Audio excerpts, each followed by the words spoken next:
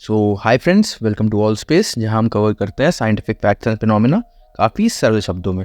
तो आज के टॉपिक पे आने से पहले मैं आपसे एक सवाल पूछना चाहूँगा कि क्या आप बता सकते हैं कि अर्थ पे जो अलग अलग मौसम्स या सीजन्स होते हैं, इनका कारण क्या है? इसका जो पहला जवाब आपके दिमाग में आया होगा कि हमने जो बचपन में पढ़ा था कि अर्थ का जो सन के अराउंड एक इलिप्टिकल ऑर्बिट में जो मूवमेंट है, जिसे हम रेवोल्यूशन कहते हैं, उसके कारण सीजन्स में चेंज आता है कि जब अर्थ सन के काफ़ी पास आ जाती है तो समर सीजन्स आते हैं, और जब अर्थ सन से काफ़ी दूर चली जाती है तब विंटर सीजन हो जाते हैं। बचपन से ज्योग्राफी हमने यही तो पढ़ा है। बट दोस्तों, ये जवाब बिल्कुल गलत है।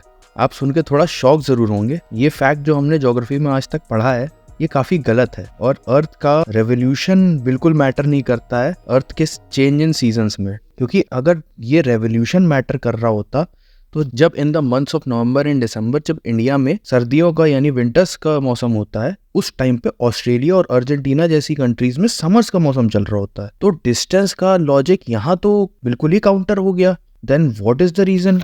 सुन के दोस्तों थोड़ा आश्चर्य होगा, पर रेवोल्यूशन का इससे कोई लेना देना नहीं है। इसका लेना देना है अर्थ का अपने एक्सिस पे 23 डिग्रीज के टिल्ट या 23 डिग्री झुके होने का।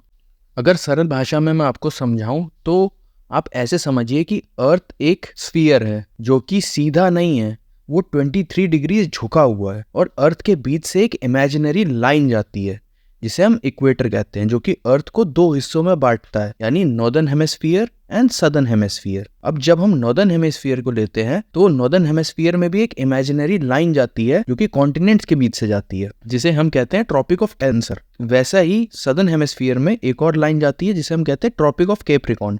ये दोनों ही इक्वेटर से 23.5 डिग्रीज के डिस्टेंस पे हैं। अपने अपने हेमिस्फीयर्स में ये इमेजिनरी लाइंस काफ़ी कॉन्टिनेंट से होके गुजरती हैं। जैसे कि अगर हम ले ट्रॉपिक ऑफ कैंसर को, तो वो गुजरती है नॉर्दर्न कंट्रीज से, like north of Africa, Asia and north America.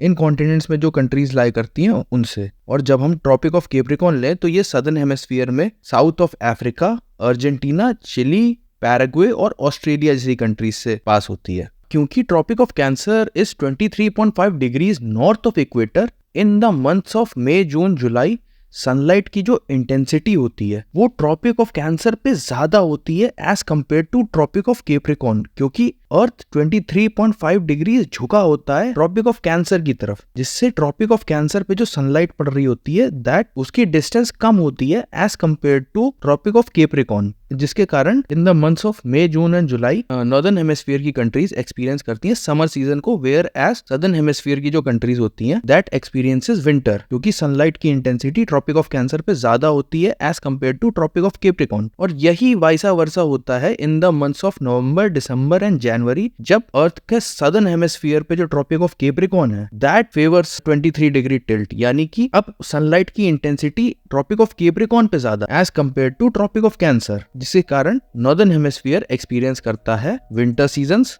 And southern hemisphere experience करता है समर सीजन्स। और ये जो चेंज इन सीजन्स है ये इसी के कारण होते हैं, not because of revolution but because of earth's 23 degree tilt on its axis.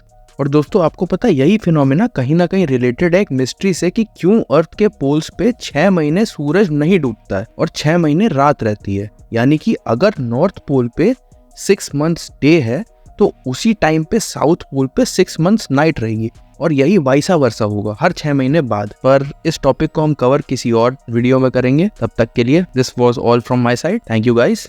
अगर आपको ये वीडियो अच्छी लगी तो प्लीज़ लाइक, और अगर इस तरह का कंटेंट आपको और देखना हो तो काइंडली सब्सक्राइब दिस चैनल।